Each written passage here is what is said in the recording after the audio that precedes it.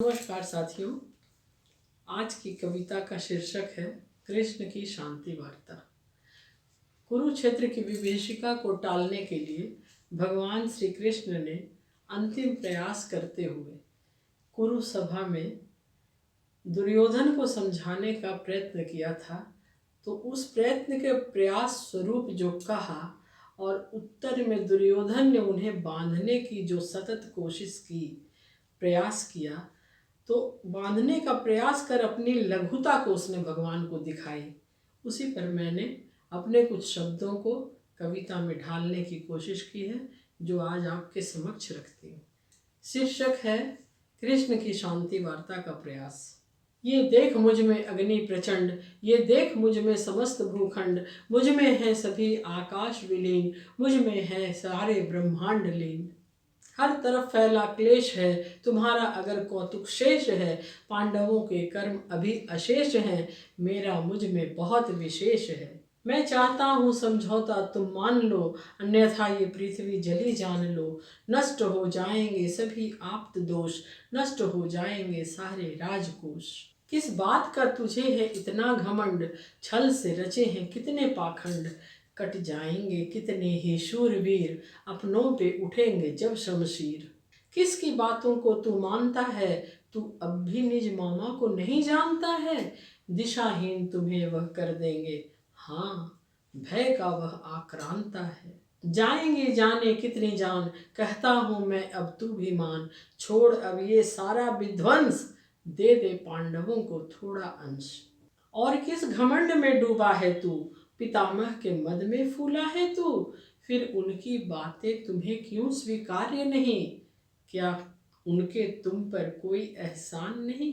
हस्तिनापुर की शान उन्हीं से है, धृतराष्ट्र का मान उन्हीं से है, तुम्हारी पहचान उन्हीं से है, कितने एहसान उन्हीं से है। तू कब ये सब अब मानेगा, तू कब असलियत को पहचानेगा। शकुनी की चालों में खोया है, अर्ध निद्रा में सोया है। वो तो खुद ही धूर्त है, बस छल का ही वह मूर्त है।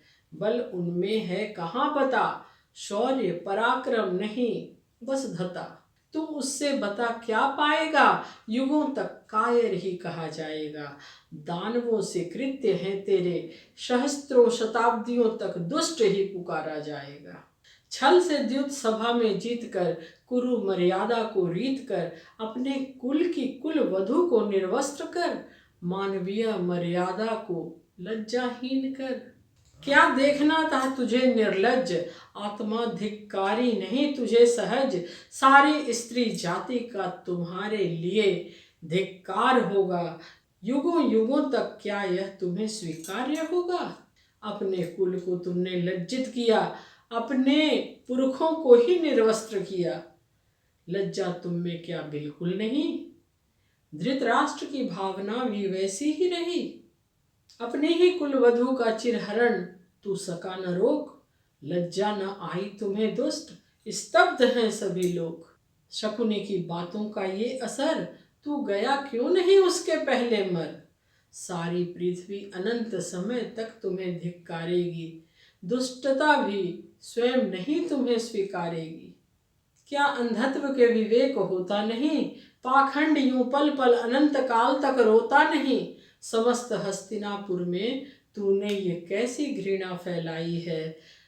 भारतवर्ष पवित्र पुण्य भूमि है, सभी जानते हैं, और तू महाराज है हस्तिनापुर का, तुझसे तो मक्कारी भी शर्माई है। तू क्या शकुनी का दास है, तू क्या अपने कुल का विनाश है। रो रहे हैं आकाश में तुम्हारे पूर्वज, स्तब्ध है ये धरती और अंबर। आ देख मुझ में सिंधु विशाल, आ देख मुझ में माया विकराल। छोड़ अनवरत जिद धोखे अस्तित्व, पाले अगर मैं चाहूं अमृतत्व। कितने दिनों तक राज किया, जो किसी ने ना किया सब काज किया। छल से पांडवों की इंद्रप्रस्थ ले ली, छल से बल से द्रौपदी का मान हनन किया। किनके कर्मों को तूने अपनाया है, किनका अंश तुम में आ समाया है। हस्तिनापुर के लिए विघ्न ही उपजाएगा तू, या इस पृथ्वी पर अपने दाग मिटाएगा तू। भविष्य में कितने दुर्योधन पनपेंगे, कितनी कितनी द्रौपदियों का चिरहरण होगा। अपने कुल पे इस लांछन का अभियोग तुम पर ही आएगा, कुल का क्षरण होगा। अब भी वक्त है बचा शेष, आ दे दूं तुझे मैं कुछ विशेष। शांति की खातिर, कुल की खातिर, मिटा दे सारे बीते क्लेश। पर जितना समझाया कृष्ण ने, दुर्योधन उतना ही फूलता गया। घन चक्कर तो पहले से ही था, जाने कितने चक्करों में झूलता गया। उसकी निज बुद्धि उसके पास कहाँ, भ्रष्टाचारी का विश्वास कहाँ। अपने कर्तृत्व से सारा सत्यानाश रच, कर सुकून भला शांति पाएगा कहाँ। मानवता के मूल गुण, सर पटक पटक या धून धून, सुकून पाएगा नहीं तू अंत तलक। कर्म सारे होंगे तेरे सारे रुग्ण, उस लोक में भी तू शांति कहाँ पाएगा। क्या वहाँ बचाने तेरा मामा आएगा। अपने कर्मों को तू अंत तलक पछताएगा, आखिर सबके लिए विनाश ही लाएगा। सिर्फ भीष्म से बदले की खातिर, सिर्फ भीष्म से बदले की खातिर त्यागा जिसने निज देश को, खुद के पांवों को लहू लुहान किया। पिता की अस्थियों को कहाँ चिता में दान किया। स्वार्थ से भरा वो पुत्र कैसा विषबाण होगा, जो मरने के बाद भी पिता को शांति दे न सका। पासे बनवाकर उनके अस्थियों का, छल के लिए हमेशा ही उनका आवाहन किया। जो पिता का ना हुआ वो तुम्हारा क्या होएगा। अंत में दुर्योधन दुर्बुद्धि, तू सिर्फ और सिर्फ रोएगा। तुम्हें सब नीच अधम ही जानेंगे, तू अपना लोक परलोक सब खोएगा। नालायक, तू अपना साम्राज्य तो बांध न सका। दुष्ट, तू अपनी सभा तो साध न सका। युगांत तक तुम्हारा यह अपराध माना जाएगा। चल हट, तू मुझे कहाँ बांध पाएगा। युद्ध अवश्यम भावी है, ये तूने ही तय किया।